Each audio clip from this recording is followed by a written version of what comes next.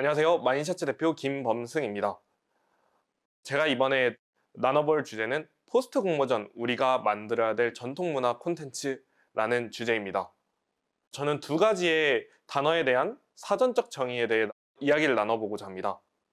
첫 번째는 기업가 정신이라는 단어입니다. 기업가 정신은 외부 변화에 민감하게 대응하고 항상 기회를 추구하고 그 기회를 잡기 위한 혁신적인 사고를 하며 그로 인해서 시장에서 새로운 가치를 창출하는 그런 생각과 의지를 말하고 있습니다. 두 번째 이야기 나눠볼 단어는 콘텐츠입니다.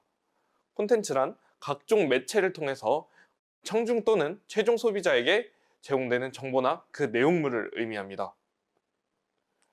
기업가 정신, 콘텐츠. 저는 이 두 단어를 보면서 조금 유사한 뉘앙스에 대해서 좀 알게 되었습니다.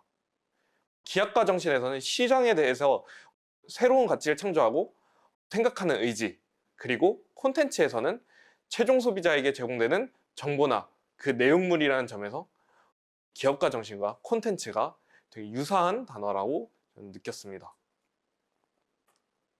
전통기록문화 활용 대학생 콘텐츠 공모전. 저는 이 공모전을 한 문장으로 정의를 해보자면 전통기록문화를 활용해 소비자들에게 제공하는 시장성 있는 콘텐츠를 만드는 것이라고 생각했습니다. 전통기록문화 활용 대학생 콘텐츠 공모전은 마치 초기 스타트업의 모습과도 같다고 생각을 합니다. 초기 스타트업은 비즈니스 가설을 수립을 하고 사업 계획서를 작성하고 사업 멘토링이라고 할 수 있는 엑셀러레이팅을 받고 시장에서 경쟁을 하고 비즈니스 가설을 검증합니다. 전통기록문화 활용 대학생 콘텐츠 공모전 역시 콘텐츠 아이디어를 기획을 해서 기획안을 바탕으로 심사를 하고 멘토링을 받아서 피칭 경쟁을 통해서 수상을 하는 형태이죠. 초기 스타트업에게 가장 필요한 것은 무엇일까요? 바로 소비자 데이터입니다. 기성기업은 자신들이 가지고 있는 막대한 구매 데이터를 바탕으로 이런 소비자의 심리나 데이터들을 축적하고 있습니다. 하지만 스타트업이 알 수 있는 방법은 그런 현업에서 직접 종사하지 않았다면 통계, 신문, 인터뷰 등 제한된 방법을 통해서만 이런 소비자 데이터를 축적을 할 수 있습니다. 공모전 참가자들 역시 필요한 것들이 바로 콘텐츠 소비자 데이터입니다.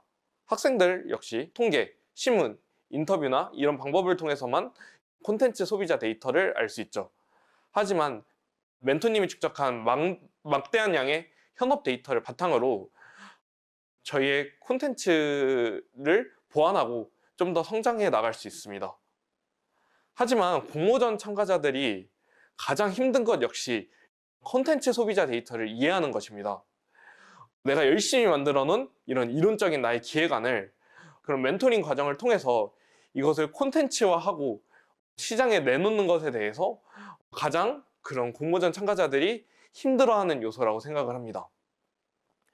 이런 공모전 참가자들에게 가장 필요한 마인드라고 하면은 바로 이런 린적 사고방식이라고 생각이 듭니다. 경영학 용어로는 린 스타트업이라고 하는데요.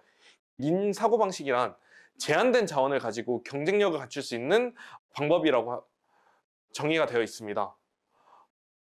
좀 어렵게 느껴질 수도 있는데 오늘 사실 지금 촬영을 하면서 너무 더워가지고 제가 셔츠를 입고 왔었는데 이 셔츠를 벗고 지금 티셔츠를 입고 지금 촬영을 하고 있습니다. 이런 식으로 제가 가지고 있는 제한적인 자원을 가지고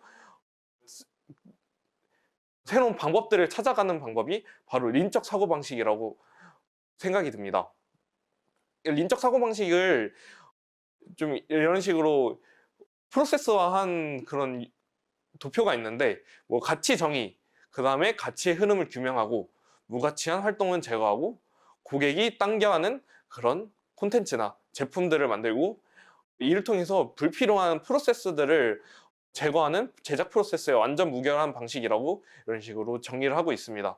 하지만 이것은 간단하게 설명을 하자면은 누구에게나 내 콘텐츠가 직관적이어야 된다라고 말을 할 수가 있습니다. 린 사고방식을 통해서 저희는 또 좀 더 효율적인 커뮤니케이션을 할 수 있습니다.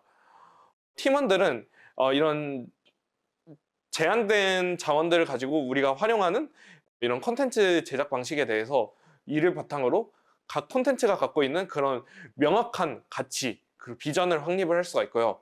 이를 바탕으로 멘토님들에게 콘텐츠에 대해서 명확하게 전달하고 피드백을 받을 수 있습니다. 또한 심사위원들에게 직관적으로 콘텐츠를 평가받아서 내가 말하고자 하는 것을 정확하게 전달을 할 수 있다라고 말을 할 수가 있습니다. 그러면은 이 콘텐츠를 누구에게 권할 것인지 이 리인 사고방식을 통해서 좀 더 명확하게 전달될 수 있습니다. 최근에 모 예능에서 이런 주몽 드라마에 대해서 좀 얘기가 나온 적이 있었는데요. 드라마 주몽 같은 경우에 중동 국가에서 80% 이상의 시청률을 기록했다라는 그런 자료를 알 수 있었습니다. 이것을 성공할 수 있었던 계기가 중동 국가의 그런 페르시아 역사에 기반한 영웅적 서사에 사람들이 열광을 하는데 주몽 역시 이런 영웅적 서사를 가지고 있었기 때문에 이런 부분에서 사람들을 열광할 수 있었다고 합니다. 이처럼 콘텐츠에 누가 반응할지 정확하게 분석하는 것이 가장 중요한 덕목이라고 할 수 있습니다. 저의 사례에 대해서 말씀을 드리자면 저희가 난전일기 명령으로 가는 길을 처음에 기획서에 썼을 때는 예상 펀딩 후원 금액을 1,000만 원 이상 달성하는 것을 목표로 잡았습니다. 그래서 뭐 이런 다양한 그런 컨텐츠들을 준비하고 크라우드 펀딩에 딱 뛰어들었는데 결과는 400만 원밖에 달성하지 못했습니다. 사실은 목표 금액을 달성했기 때문에 성공적인 펀딩이라고 어떤 시선에서는 보여질 수 있는데요. 저의 개인적인 지표로 봤을 때는 사실 기대에 미치지 못하는 그런 아쉬운 성적을 기록했다라고 할 수 있습니다. 저는 난전일기가 준비하지 못했던 것이 바로 팬이라고 생각합니다. 팬은 우선은 저의 콘텐츠를 가장 직관적으로 피드백을 해줄 수 있는 사람이기도 하면서 저의 콘텐츠를 지속적으로 소비할 수 있는 그런 충성 고객이라고 할 수 있습니다. 이런 팬을 저는 적극적으로 준비하지 못했기 때문에 난전일기가 저의 기대에 미치지 못했다고 분석을 했고 이를 통해서 저는 보드게임 동호회를 운영을 하면서 저의 진짜 팬을 만들기 위해서 그런 다양한 노력을 했습니다.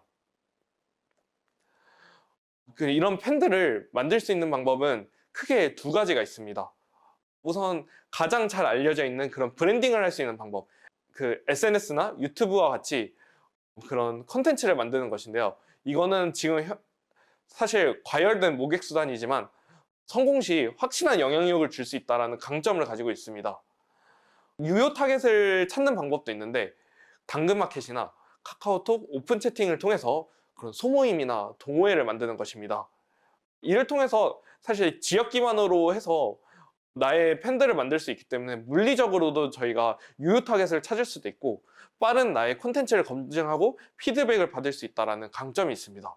그럼 과연 이걸 어떻게 키울 수 있을까요? 사실 이 방법은 간단합니다.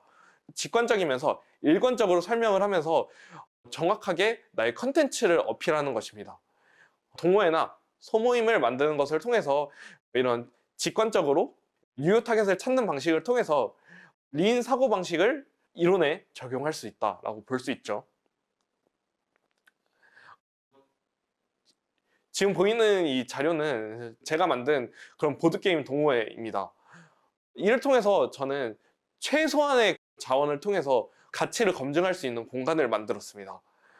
여기서 제가 만든 컨텐츠를 테스트하고 컨텐츠를 소비를 하면서 이분들이 제가 만든 컨텐츠에 대해서 좀 어떤 부분이 아쉬웠다, 어떤 부분이 좋았다 이런 사후 피드백을 통해서 저의 콘텐츠를 조금 더 단단하게 만들 수가 있었고 제가 만든 콘텐츠를 또 다른 커뮤니티에 전파할 수 있는 그런 홍보 네트워크가 만들어졌다고 볼 수 있죠. 또한 이런 최소한의 가치 검증을 통해서 보인 것이 또 하나가 있었습니다.